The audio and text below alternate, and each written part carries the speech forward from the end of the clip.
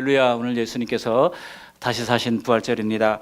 예수님의 십자가에서 죽으심, 십자가의 도만이 기독교의 교리라고 한다면 아마도 기독교는 좀 우울한 종교가 되지 않았겠는가 생각을 합니다. 그러나 부활이 있기 때문에 우리 기독교는 맑고 밝고 소망스러운 종교가 된 것입니다.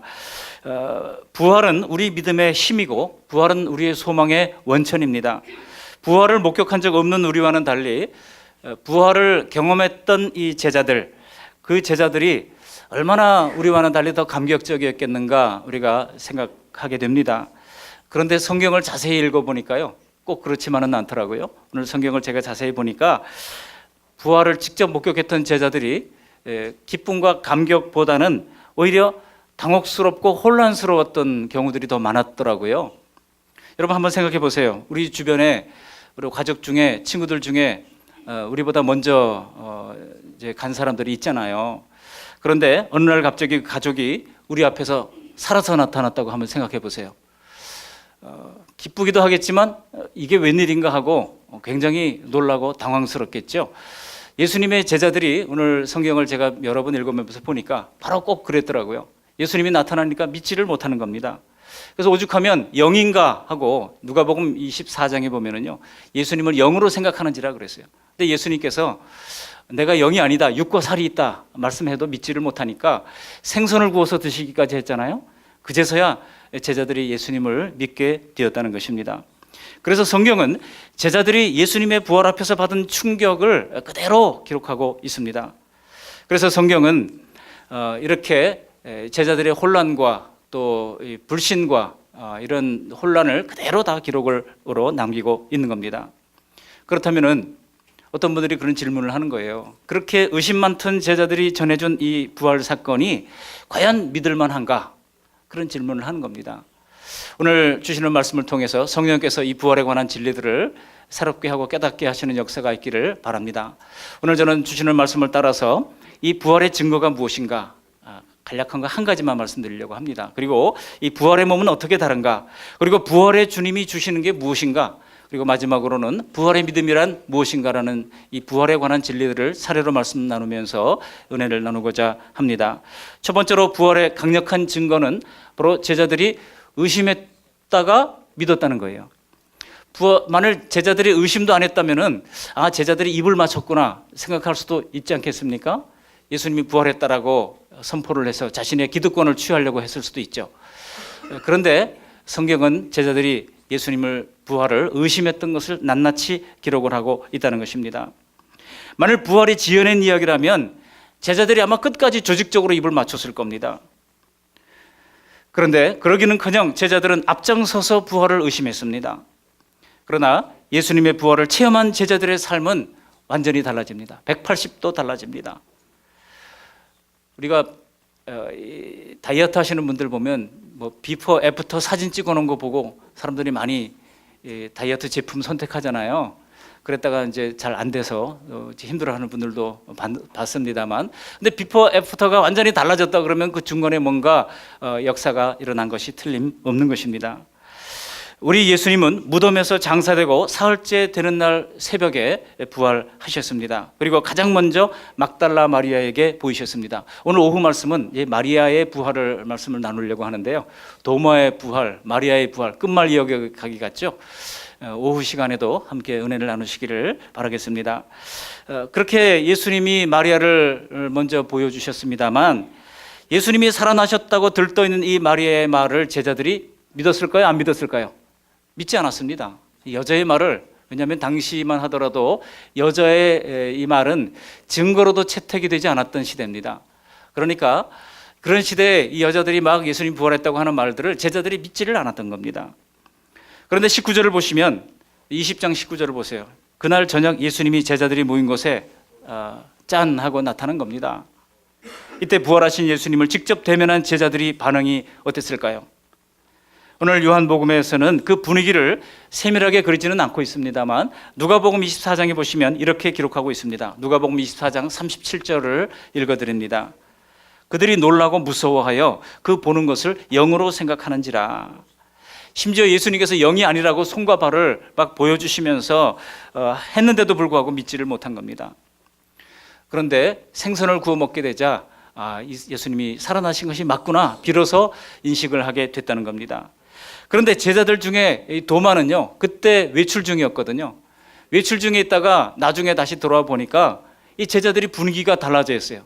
지금 언제 체포될지 몰라서 근심과 슬픔과 두려움 속에 빠져있던 제자들이 갑자기 들떠 있고 뭔가 새롭게 생명의 기쁨으로 가득 차 있는 모습으로 있는 겁니다. 그 도마에게 10명의 제자들이 앞다투어서 예수님이 다녀가셨다, 예수님이 다시 살아나셨다 증거를 하는 겁니다. 그때 도마가 뭐라고 그랬습니까? 그때 도마가 했던 말이 25절의 말씀입니다. 우리 25절 말씀을 같이 한번 읽어보실까요? 25절. 다른 제자들이 그에게 이르되 우리가 주를 보았노라 하니 도마가 이르되 내가 그의 손에 못자국을 보며 내 손가락을 그 못자국에 넣으며 내 손을 그 옆구리에 넣어보지 않고는 믿지 아니하겠노라 하니라. 믿지 아니하겠노라.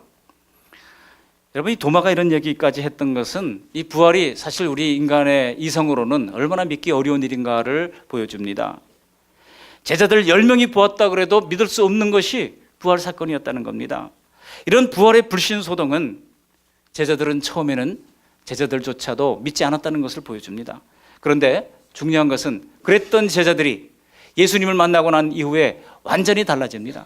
그래서 예수님의 부활을 증거하기 시작합니다. 예수님의 부활을 증거하여 밖으로 몰려나가기 시작합니다. 그래서 온 지역을 다 다니면서 예루살렘과 온 유대와 사마리아와 땅끝까지 이르러 주님의 증인이 되고자 하는 이 성령의 은혜를 받고 그런 증인이 되기 위하여 때로는 태형을 당하고 때로는 주님이 부활을 증거하지 말라고 하는 공권력의 경고에도 불구하고 그들이 복음을 증거하다가 순교의 제물이 되기까지 했던 것입니다. 이 놀라운 제자들의 변화는 주님의 부활이 사실이 아니고서는 설명할 길이 없는 것입니다. 도마는 어떨까요? 도마 역시 인도까지 가서 7개의 교회를 세우고 20여 년 동안 선교 활동을 하다가 인도에서 순교를 합니다. 인도의 남부에 가면 첸나이라고 하는 도시가 있습니다. 우리나라 현대건설, 현대자동차가 공장을 짓고 많은 우리 한국인들도 살고 있는 도시입니다만 그 첸나이 가면은요 마운트 오브 토마스라고 하는 산이 있습니다. 이 도마산이라고 하는 산이 있는 거예요. 그 산 꼭대기 가면 이제 이 도마를 기념하는 토마스 메모리얼 처치가 있습니다. 도마 기념교회가 거기에 있습니다. 그리고 인도 정부에서는 이 도마를 기념해서 우표를 만들기까지 했던 적이 있습니다. 그러니까 도마가 부활을 증거한 것을 이제 기념하는 그런 일들이 실제로 인도 역사 가운데 기록되고 있는 것을 보면 예수님의 부활이 사실이었다는 것을 강력하게 증거하고 있다고 하는 것입니다. 이 모든 것이 바로 실제 역사 속에서, 십자가도 실제 역사 속에서 일어났던 일이요, 부활도 실제 역사 속에서 일어났던 일이라고 하는 것입니다. 오늘 이러한 제자들의 진실한 증언을 믿으시고 우리 모두가 굳건한 부활신앙을 간직하는 우리 모두가 되시기를 주님의 이름으로 축원합니다. 이처럼 제자들의 부활은 의심이 변하여 확신이 되고 그 부활을 증거하기 위하여 그들이 변화된 모습으로 살았던 바로 그것이 가장 강력한 부활의 증거가 되는 것입니다. 두 번째로, 그렇다면 이 부활한 예수님의 몸은 어떤 몸으로 변화됐을까요? 도마는 예수님의 부활을 절대로 믿을 수 없다고 발언을 했지만은 그러나 8일 동안이나 8회 동안 그것을 떠나지 않고 기다렸어요. 부활한 주님을 다시 만나게 되기를 기다렸다는 것입니다. 그리고 드디어 예수님이 제자들에게 도마까지 함께 있는 그곳에 다시 나타나십니다. 우리 26절 말씀을 함께 읽어보시겠습니다. 26절. 8회를 지나사 제자들이 다시 집안에 있을 때에 도마도 함께 있고 문들이 닫혔는데 예수께서 오사 가운데 서서 이르시되 너희에게 평강이 있을지어다. 여기 보면은 제자들을 놀라게 한 것은요, 문이 닫혀 있었다는 겁니다. 문이 닫혀 있는데 갑자기 그 가운데 예수님께서 나타나셨어요. 여기 26절뿐만 아니라 앞서 19절에도 보면은 동일한 사건이 기록되고 있는 것을 볼 수가 있습니다. 문들이 닫혀 있었습니다. 그렇지만 예수님께서 그 가운데 나타나셔서 서서 평강이 있을지어다라고 반복적으로 말씀하십니다. 그러니까 여기 문이 닫혔다고 하는 것을 계속 요한 기자가 강조해서 기록하고 있는 것은 바로 부활하신 예수님의 몸이 단순한 과거의 육신이 아니라고 하는 사실을 보여줍니다. 부활하신 예수님은 이전의 신체와는 완전히 다른 몸이라고 하는 것입니다. 주님의 몸은 자연의 원리에 구애받지 않고 장벽을 자유롭게 넘나드는 그러한 몸이라고 하는 것입니다. 우리가 복음서에 보시면 예수님이 부활하신 이후의 사건들을 다양한 모습으로 이렇게 설명을 하고 있습니다만, 이것은 마치 구약 성경에 보면, 구약 성경에도 우리 성자 하나님을 기록해 놓은 곳이 여러 군데 있죠. 그 성자 하나님이 성자 하나님의 나타나심이 다양한 모습으로 나타나는데요. 아브라함에게는 길손의 모습으로 나타납니다. 야곱에게는 씨름하는 천사의 모습으로 나타납니다. 여호수아에게는 군대 장관의 모습으로 나타납니다. 그렇게 다양한 모습으로 나타나셨잖아요. 부활하신 우리 예수님께 그런 신비함이 있었기 때문에 가장 먼저 예수님을 만났던 이 마리아도 예수님을 알아보지 못했던 겁니다. 그래서 예수님을 보면서도 의심하는 제자가 있었다고 마태복음은 솔직하게 기록하고 있습니다. 그러니까 이 부활의 신비는요, 성경은 부활에 있는 신비를 그대로 기록해 놓았습니다. 그리고 믿는 것은 각자의 몫인 것을 말씀하고 있는 것입니다. 왜 예수님이 각기 다른 모습으로 제자들에게 보이셨는지는 아무도 아직까지 알 수가 없습니다. 그러나 적어도 한 가지 사실은 분명합니다. 즉 제자들도 예수님의 부활에 대해서 눈으로 보고 믿는 것이 아니라 기록된 성경 말씀을 가지고, 예수님이 부활에 대한 말씀을 가지고, 그 말씀을 가지고 그들이 믿었다고 하는 사실입니다. 여러분, 우리가 가지는 믿음은 어떤 무엇을 봤다, 무슨 것을 체험했다, 거기에 근거한 것이 아니라 기록된 성경 말씀에 있는가, 그것이 바로 성경적인 기독교예요. 그것이 바로 우리 장로교 신앙의 핵심 중에 하나라고 하는 것입니다. 또 이런 신비한 예수님의 부활의 몸은 이전처럼 이 땅에서 살기 위한 몸이 아니라고 하는 거예요. 땅에서 살기 위한 몸이 아닙니다. 올라가기 위한 몸입니다. 그래서 신령한 몸이라고 말씀하고 있지 않습니까? 오늘 20장 17절에도 보시면 마리아가 예수님을 만나는 장면에서 그것을 알 수 있습니다. 자기 이름을 부르는 예수님의 음성을 듣고 예수님을 알아본 마리아가 기쁜 마음에 주님께로 달려올 때 예수님께서 뭐라고 그러십니까? 예수님께서 나를 붙들지 말라고 하시면서 내가 아직 아버지께로 올라가지 않았다라고 말씀하십니다. 이 말씀은 예수님은 다시 하늘로 올라가야 할 몸이라고 하는 것입니다. 예수님의 변화된 이 부활의 육신은 이 땅에서 살기 위한 육신이 아니라 다시 하늘로 올라가기 위하여 이제 하나님께서 허락하신 신령한 몸이라고 하는 것입니다. 여기서 우리는 예수님을 부활의 첫 열매라고 할 때 우리의 죽음 이후의 삶도 이와 같이 신령한 몸으로 부활하게 된다는 것을 알게 됩니다. 요한 사도는 요한일서 3장 2절에서 예수님의 재림 때 우리도 주님과 같이 된다고 말씀합니다. 사랑하는 자들아, 우리가 지금은 하나님의 자녀라. 장래에 어떻게 될지는 아직 나타나지 아니하였으나 그가 나타나시면 우리가 그와 같을 줄을 아는 것은, 우리가 그와 같을 줄을 아는 것은, 우리도 그와 같이 된다는 거예요. 우리도 그와 같이 될 줄을 아는 것은 그의 참모습 그대로 볼 것이기 때문이니. 육신의 몸이 있은즉 또한 영의 몸도 있는 것입니다. 고린도전서 15장 44절은 말씀합니다. 육의 몸이 있은즉 영의 몸도 있다고 말씀합니다.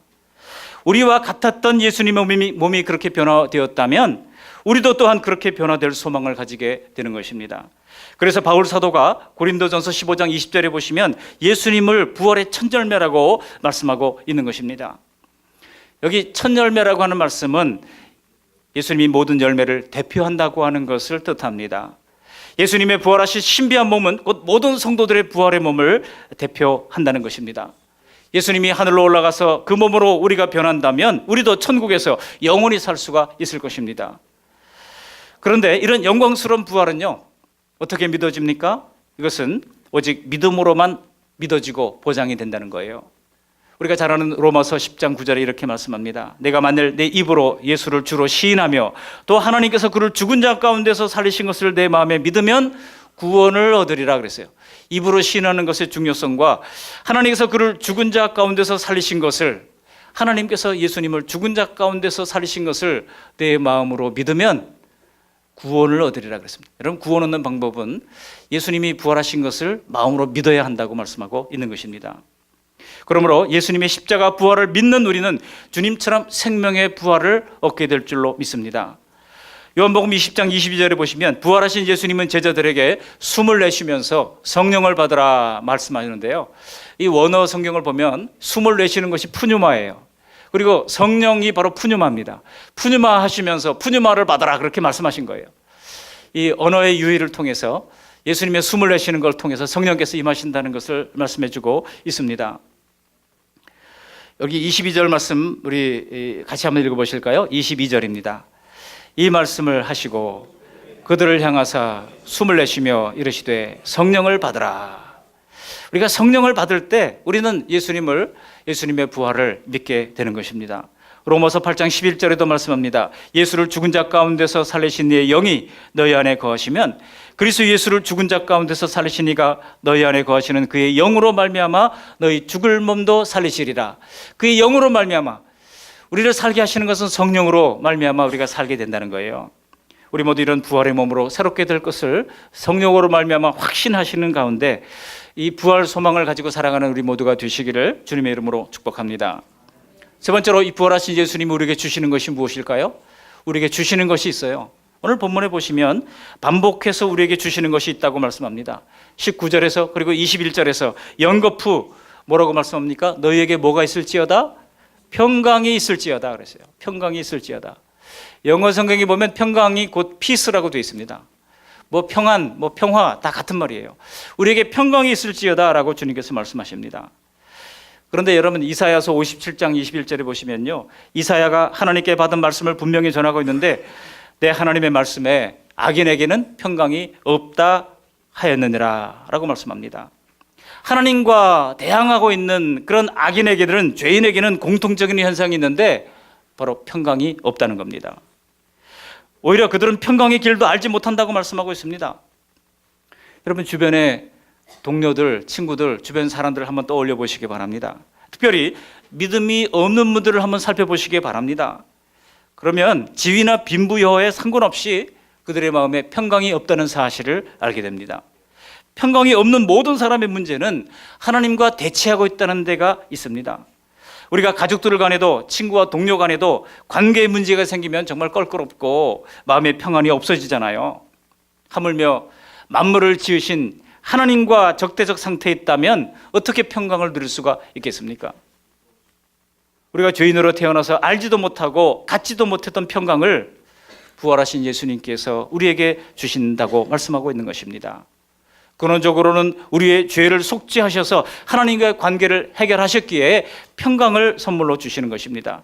그리고 그 하나님과의 관계의 평강은 마음의 평강으로 나타나게 되는 것입니다. 이런 평강을 다 받으신 줄로 믿습니다. 이런 평강을 매일 누리면서 사시기를 주님의 이름으로 축복합니다. 왜 때로는 평강을 누리고 왜 때로는 평강이 사라진 것 같을까요? 어떤 사람은 항상 평안을 누리고 어떤 사람은 항상 환경과 감정에 요동하면서 살아가는 걸까요? 그것은 베드로후서 1장 2절을 보시면 이렇게 그 이유를 설명하고 있습니다. 베드로후서 1장 2절 말씀을 읽어드립니다. 거기 보시면 이렇게 말씀합니다. 하나님과 우리 주 예수를 알므로 은혜와 평강이 너희에게 더욱 많을지어다. 알므로 많을지어다 라고 말씀합니다. 은혜와 평강은 하나님을 알아가는 것과 비례한다는 거예요. 하나님과 예수님을 알아가면 알아갈수록 우리 마음의 평강을 잃지 않게 됩니다. 그러나 우리가 하나님과 예수님을 점점 더 알아가는 일에 게을리하고 소홀히 할 때 우리 마음속의 평강은 점점 더 희미해지고 사라지게 된다는 것입니다. 그렇기 때문에 우리는 항상 평강 속에 살기를 원한다면 날마다 하나님을 알고 예수님을 알아가기 위하여 말씀을 읽고 기도하면서 기도 응답의 비밀을 체험하고 주님과 함께 동행하는 기쁨을 누리면서 할 때 어떤 큰 시련을 만난다 할지라도 그 속에서 큰 평강을 누리게 되는 것입니다. 여러분, 우리가 생각 없이 하루를 지내다 보면은요, 틀림없이 마음의 평강을 뺏길 일들이 생겨납니다. 사실 우리는 평안하게 지내는 시간보다 불안하고 염려하며 보내는 시간이 훨씬 더 많습니다. 어떤 일들은 정말 정신을 다 뺏기고 정말 내 자신이 어디 갔나 모를 정도로 우리를 휘몰아치는 가운데 있기도 합니다. 그러나 우리가 하나님을 알고 예수님을 알고 있다면 그런 가운데서도 평강을 잃지 않을 수 있다는 것입니다. 이미 벌어진 일은 어쨌든 수습을 해야 되죠. 그러나 평안한 마음으로 하는 사람도 있고 불안하고 걱정 가운데서 해나가는 사람도 있다는 겁니다. 그래서 우리는 하나님 안에서 평안을 유지하는 것도 훈련할 필요가 있습니다. 저는 사실 좀 낙천적인 사람입니다. 그래서 웬만한 어려움이 있어도 그저 좀 객관적으로 보려고 그러고 그저 내가 할 수 없는 일을 하나님께 맡깁니다 하고 잡니다. 일찍 잡니다. 일찍 자고 그 다음날 아침에 일어나면요, 왠지 그 어제 커 보였던 문제가 가볍게 보이고 만만해 보이고 할만해 보이는 것을 경험하게 됩니다. 근데 저는 그런데요, 어떤 사람은 정반대인 사람들이 있어요. 어떤 사람은 내일 일을 걱정하는 것이 아니라 일주일 일, 한 달 후의 일, 1년, 3년, 또 10년 후의 일들을 고민하고 걱정하느라고 밤잠을 못 자는 사람들이 있어요. 왜 그렇게 사는지 몰라요. 여러분, 우리가 주님께 맡기고 주님께서 주시는 참된 평강을 누리며 살아갈 수 있기를 바랍니다. 물론 우리가 살면서 어려움이 없는 사람은 단 한 사람도 없습니다. 그러나 무슨 일이든 평강을 유지하면서 일을 계획하고 평강을 유지하면서 일을 해결해 나가는 그런 연습을 할 수 있기를 바랍니다. 빌립보서 4장 6절에 뭐라고 말씀하고 있습니까? 아무것도 염려하지 말고, 보세요, 아무것도 염려하지 말래요. 아무것도 염려하지 말고 오직 모든 일에 기도와 간구로 너희 구할 것을 감사함으로 하나님께 아뢰라. 그리하면 하나님의 평강이 우리의 생각과 우리의 마음을 지키시리라. 여러분, 우리 마음의 불안은요, 우리의 생각을 파고들어 들어옵니다. 우리의 마음을 파고들어 들어오는 겁니다. 그런데 하나님의 평강이 우리의 생각을 지키시고 우리의 마음을 지키신다고 말씀하고 있는 것입니다. 무슨 시험을 앞두고 있는 사람들 막 두근두근 하잖아요. 하나님의 평강 주시면요, 저 공부했던 거 하나님께서 기억나게 하시겠지, 열심히 공부하지 말라는 얘기가 아닙니다. 공부 열심히 하시고, 그리고 일찍 잠 주무세요. 그리고 아침에 일찍 일어나서 또 다시 한번 이제 반복해서 보시고, 그러면요, 또 확신하세요. 내가 공부했던 것들 중에 분명히 날 거야. 그리고 아주 멋지게 내가 쓸 거야. 이렇게 생각하고 있다면 좋은 성적도 나오는 겁니다. 모르겠어요. 저는 그랬어요. 저는 그렇게 해보니까 되더라고요. 그러니까 너무 걱정하고 염려하지 말고, 조바심 품지 말고, 가끔 이제 수험생들이 기도해 주세요 하고 저에게 이제 부모님들이 데리고 오는 경우들이 있어요. 그러면 제가 늘 기도하는 것이 있습니다. 두 가지를 위해서 기도하는데, 첫 번째로 심은 대로 거두게 해 주십시오. 이거 기도해요. 심지도 않은데 거두게 해달라는 거는, 이거는 좀 도둑놈 심보니까, 심은 대로, 여러분 심어도 못 거두는 사람도 많거든요. 그러니까 심은 대로 거두는 것도 큰 은혜예요. 심은 대로 거두게 해달라는 거 첫 번째 기도하고, 두 번째는 그 마음에 하나님 평강 주세요. 그거 기도합니다. 마음에 평강이 있어야 기억도 잘 나고 할 거 아니겠습니까? 하나님이 평강 주세요. 그걸 꼭 기도를 합니다. 우리가 하나님의 평강을 유지하며 사는 것도 이렇게 말씀으로 우리 자신을 훈련할 때 이루어지는 것입니다. 그러므로 여러분, 불안이 엄습할 때마다, 골치 아픈 일이 생길 때마다 염려와 근심을 먼저 끌어다 놓지 마시고 평강을 유지하겠다고 작정하시기를 바랍니다. 하나님께서 마음에 큰 평안을 주셔서 이를 잘 해결해 나가고 대처해 갈 수 있는 그런 특별한 지혜를 허락해 주실 것입니다. 우리에게는 이미 예수님이 주신 평강이 있기 때문에 이 모든 일이 가능할 줄 믿습니다. 우리가 세상을 살아가면서 어떻게 싫은 일, 어떻게 나쁜 일 하나도 없이 살아갈 수 있겠습니까? 그러나 우리 마음에 주님께서 주신 평강을 잘 간직하면 어차피 해결될 일 더 지혜롭게 살 수가 있고, 더 지혜롭게 실수를 줄여가면서 살아갈 수가 있는 줄 믿습니다. 그리고 결정적으로 그 문제를 해결하는 것은 내 능력이 아니라 하나님의 능력이라고 하는 것을 우리가 꼭 믿어야 합니다. 그럴 때 평강을 유지하는 연습을 하게 되는 것입니다. 우리 옆 사람에게 한번 격려를 해주시기 바랍니다. 항상 평강을 유지하세요. 항상 평강을 유지하세요. 평안할 수 없는 사건은 맞습니다. 그러나 그 가운데서도 평안을 유지하는 우리 모두가 되시기를 바랍니다. 처음에는 습관이 우리를 만들지만 나중에는 우리가 습관을 만든다라고 하는 그런 이야기가 있습니다. 우리가 습관을 만들지만 거꾸로 했네요. 처음엔 우리가 습관을 만들지만 그 다음에 습관이 우리를 만들다, 그런 이야기가 있습니다. 존 드라이든이라고 하는 학자의 얘기입니다. 여러분, 우리는 언제든 평강의 사람이 되시기를 바랍니다. 평강을 연습하시고, 화가 나는 상황, 두렵고 떨리는 상황, 피하고 싶은 상황 가운데도 하나님 내게 평강을 주세요. 아무것도 염려하지 말고 감사함으로 하나님께 아뢰는 가운데 이 부활의 주님께서 주시는 평강을 누리는 우리 모두가 되시기를 바랍니다. 마지막으로 이 부활의 믿음이 과연 무엇인가를 생각하면서 말씀을 정리하고자 합니다. 오늘 본문에 등장하는 이 도마의 경우를 한번 보십시오. 주님의 이 상처에 손을 넣어보지 않고는 내가 믿지 못하겠다, 그런 이야기를 했습니다. 여기 37절 말씀을 우리 다 같이 한번 27절 말씀을 함께 읽어보시겠습니다. 27절. 도마에게 이르시되 내 손가락을 이리 내밀어 내 손을 보고 내 손을 내밀어 내 옆구리에 넣어보라. 그리하여 믿음 없는 자가 되지 말고 믿는 자가 되라. 여러분, 이 27절 말씀은요, 예수님께서 누구의 말을 받고 있는 걸까요? 도마의 말을 그대로 받고 있는 겁니다. 도마가 25절에 그렇게 얘기했거든요. 이 25절 말씀을 예수님께서 27절 말씀과 똑같이 하고 있는 거예요. 여러분, 이 헬라어는, 신약 성경에 기록된 헬라어는 특징이 있는데요, 어순이 뒤죽박죽돼도 상관이 없는 언어가 이 헬라어예요. 그래서 서로 다른 사람들이 기록을 남긴 것은 어순이 달라요. 그래서 제가 이제 대학원에서 공부했던 것이 이 복음서, 사복음서 비교 연구를 했거든요.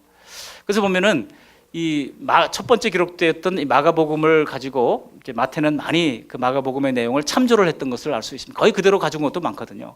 그걸 어떻게 알 수 있습니까? 어순이 똑같거든요. 여기 25절과 27절의 말씀이 헬라어 원어로 보면 어순이 똑같습니다. 그러니까 예수님은 지금 이 도마가 불평하면서 했던 말을 그대로 지금 도마에게 다시 이야기하고 있는 겁니다. 그래서 내 손을 내밀어서 내 이 상처에 넣어보라고 말씀하고 있고, 믿음이 없는 자가 되지 말고 믿는 자가 되라고 말씀하고 있는 것입니다. 도마가 의혹에 쌓여서 8일 동안 전전긍긍하면서 의심에 쌓였던 그 모든 것들을 아셨고, 도마가 그 10명의 제자들에게 말했던 그 불신의 말을 예수님께서 다 듣고 계셨다는 것입니다. 예수님께서 그 방에 없는 줄 알았지만은 예수님께서 그 방에 함께 계시면서 도마의 입술의 말을 다 아셨고 도마의 생각을 다 아셨다는 것입니다. 여러분, 두렵지만 주님은 언제든지 우리를 보고 계시고 주님은 언제든지 우리의 입술의 말을 듣고 계십니다. 여러분, 말씀을 하실 때 항상 긍정의 말, 소망의 말, 격려의 말, 믿음의 말을 하시기를 바랍니다. 그리고 도마를 찾아와서 오늘 주님께서 그 의혹을 풀어주신 것입니다. 도마는 자기가 말한 그대로 말씀하시는 예수님을 보고 깜짝 놀랐습니다. 바로 그런 순간에 어느 곳에나 제한 없이 계시고 사람의 마음과 생각을 꿰뚫어 보시는 하나님의 전능성과 만나게 되는 것입니다. 여러분, 이 만남은 미팅이라고 하는 영어로 표현할 수가 없어요. 이것은 인카운터라고 하는 영어로 표현할 수 있습니다. 하나님과 사람이 조우하는 거예요. 인카운터의 만남, 하나님과 사람이 접촉이 일어나는 것입니다. 여러분, 이런 접촉이 성경에도 여러 번 나오죠. 베드로가 밤새 고기를 잡았지만은 한 마리도 못 잡고 있는 그 새벽에 주님께서 어부의 상식을 뛰어넘는 요구를 하시죠. 깊은 곳에 가서 그물을 내려라. 그랬더니 배 2대에다가 다 이 물고기를 실어도 다 실을 수 없을 만큼 많은 만선의 축복을 경험하게 됩니다. 그때 베드로가 머리가 쭈삣한 거예요. 이분이 보통 분이 아니구나. 그리고 그 앞에서 엎드려서 고백하는 것이 무엇입니까? 주여, 나를 떠나소서, 나는 죄인으로서이다. 처음에는 그가 뭐라고 그랬어요? 선생이여, 내가 밤새도록 이렇게 그물을 내렸지만 얻은 것이 없지만은 이제 당신이 얘기하니까 내가 한번 말씀대로 행하리이다 하고 말씀대로 행해 본 거예요. 주여, 처음에는 선생이라고 했던 그의 고백이 어떻게 변합니까? 주라고 하는, 아도나이라고 하는 말로 바뀌고 있습니다. 주라고 하는 고백으로 바뀌고 있습니다. 퀴리오스라고 하는 이 헬라어로 바뀝니다. 퀴리오스라고 주라고 하는 뜻이거든요. 당시에 로마 황제에게 퀴리오스라고 부르라고 그랬고, 당시에 하나님을 이제 향하여 부르는 이제 언어가 바로 퀴리오스, 주였어요. 베드로는 예수님을 향하여 예수님을 이렇게 인격적으로 접촉하는 이 인카운터의 순간에 예수님을 주라고 고백할 수밖에 없었던 것입니다. 요한복음 1장에 보면 나다나엘이라는 사람이 나오죠. 이 나다나엘이 예수님을 알지 못했을 때 예수님께서 그를 만나서 말씀하십니다. 내가 무화과나무 아래에 있을 때 내가 너를 보았다. 그러니까 나다나엘이 깜짝 놀랍니다. 아니, 내가 어떻게 무화과나무 아래에 있었던 것을 이분이 아시는가? 그리고 나서 그가 그 주님과의 경이로운 접촉 아래서 그가 뭐라고 말씀하고 있습니까? 당신은 내가 보니 하나님의 아들이니이다. 그런 놀라운 고백을 하게 됐던 겁니다. 오늘 도마의 입에서도 바로 그러한 주님과의 인카운터의 만남 속에서 터져나온 고백이 나오는 것입니다. 그것이 어디 있습니까? 우리 28절 말씀을 함께 읽어보시겠습니다. 28절입니다. 도마가 나의 주님이시오 나의 하나님이시니이다. 여러분, 나의 주님, 나의 하나님, 놀라운 고백 아닙니까? 이제 도마에게 더 이상 예수님은 단순한 랍비가 아닙니다. 단순한 선생이 아닙니다. 여러분, 기독교가 무엇입니까? 기독교는 예수님을 주님이요, 예수님을 하나님으로 받아들이는 종교가 바로 기독교인 것입니다. 베드로도 이런 고백하지 못했어요. 베드로는 마태복음 16장 16절에 보시면 가이사랴 빌립보에서 사람들이 나를 누구라 하느냐 물을 때 베드로가 탁 나서면서 주는 그리스도시요 하나님의 아들이니이다라고 고백을 했습니다. 하나님의 아들이라고 고백했지 하나님이라고는 고백하지 않았어요. 그런데 기독교의 가장 핵심적인 진리를 바로 도마의 입을 통해서 하나님께서 세우신 것입니다. 여러분, 예수님은 바로 이 땅에 성육신하신 하나님이라고 하는 것입니다. 우리의 신앙 여정에서도 예수님이 그렇게 개입하고 우리에게 접촉하셨던 순간들이 다 있었을 것입니다.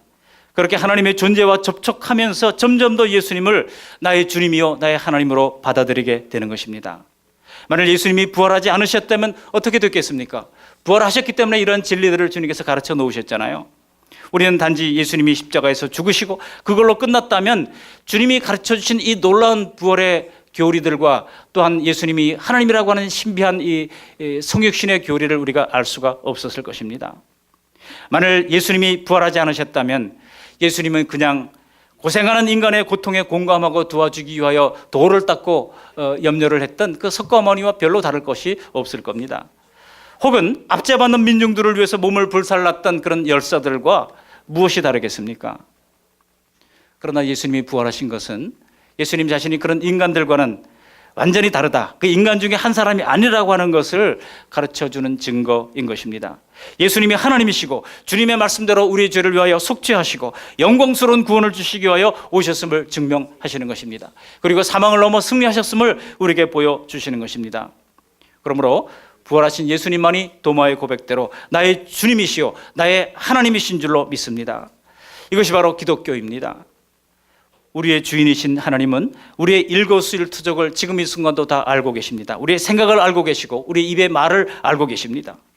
또한 우리의 주인이 되시기에 우리의 삶을 책임져 주시는 하나님이신 것입니다. 하나님의 시선은 늘 우리를 따라다니십니다. 하나님의 영적인 청각은 늘 우리의 입술의 말을 귀담아 들으십니다. 그리고 절대로 늦지 않게 우리를 도우러 오시는 분이십니다. 그래서 부활의 예수님을 나의 주, 나의 하나님으로 섬기는 우리가 복된 믿음의 백성인 줄 믿습니다. 말씀을 정리합니다. 복음서에서 주님의 부활을 의심했던 제자들이 사도행전에 가보면요, 열정적인 부활의 증인이 됩니다. 부활을 전하지 말라고 하는 공권력의 경고에도 불구하고 그들이 담대하게 박해와 죽음을 무릅쓰고 복음을 증거하는 사람이 되었습니다. 바로 이것이 예수님의 부활이 분명한 사실이라고 하는 것을 드러내는 강력한 증거입니다. 그러나 예수님의 부활은 결코 과거 역사 속에만 갇혀있지 않습니다. 지금도 부활의 주님은 우리를 찾아오셔서 성령을 허락하여 주시고 영원한 평강을 허락해 주십니다. 주님이 우리의 영원한 이제 주님이시요 주님이 우리에게 바로 하나님이 되시기에 우리의 삶을 기꺼이 책임져 주시고 보람 있고 가치 있는 삶을 살아갈 수 있도록 도와주시는 것입니다. 비록 우리는 도마처럼 예수님을 눈으로 보지는 못했고 그 몸의 상처에 손을 대보지는 못했을지라도 그 모습을 목격했던 제자들의 증언인 바로 성경을 토대로 하여 부활을 믿는 것입니다. 오늘 요한사도가 진심으로 말하고 있는 것이 무엇입니까? 31절에 이런 말씀을 하는 거예요. 우리 오늘 31절 말씀을 함께 읽어보십니다. 오직 이것을 기록함은 너희로 예수께서 하나님의 아들 그리스도이심을 믿게 하려 함이요 또 너희로 믿고 그 이름을 힘입어 생명을 얻게 하려 함이라. 아멘. 성경 기록대로 예수님의 부활을 믿는 우리를 주님께서 이렇게 칭찬하십니다. 어떻게 칭찬하십니까? 29절 말씀 우리 다시 한번 읽어봅니다. 29절 예수께서 이르시되 너는 나를 본고로 믿느냐? 보지 못하고 믿는 자들은 복되도다 하시니라. 보지 못하고 나를 믿는 그 말씀 양문교회 모든 성도들은 복되도다. 주님은 정말 이렇게 우리를 복된 자로 부르신 것입니다. 예수님의 부활이 영원한 생명으로 부활하게 될 성도들의 몸을 미리 보여주신 것입니다. 이런 부활의 소망을 굳게 붙드는 우리 그 말씀 양문교회 모든 성도님들이 다 되시기를 주님의 이름으로 축원합니다. 아멘. 고맙고 감사하신 하나님 아버지, 주님 부활하셔서 제자들의 변화를 통하여 이 부활이 사실임을 우리에게 확신케 해주심을 감사합니다. 또 부활로 말미암아 신령한 몸으로 변화될 그 주님을 기억하면서 하나님 우리의 삶에도 이러한 소망 가운데 거할 수 있도록 인도해 주시며 하나님 부활한 주님께서 주시는 것은 다름 아니라 평강이라고 하는 사실을 알게 하시고 평강할 수 없는 환경 가운데서도 믿지 않는 사람들과 다른 것이 바로 평강이 있느냐 없느냐의 문제인 줄 알고 예수님으로 말미암아 주시는 그 평강을 소유하는 복된 생애를 살 수 있도록 도와주시고 하나님 부활의 믿음은 바로 예수님을 나의 주님이요 나의 하나님으로 믿는 것임을 고백하는 신실한 주님의 백성이 다 될 수 있도록 이끌어 주시옵소서. 예수님의 이름으로 감사하며 기도합니다. 아멘.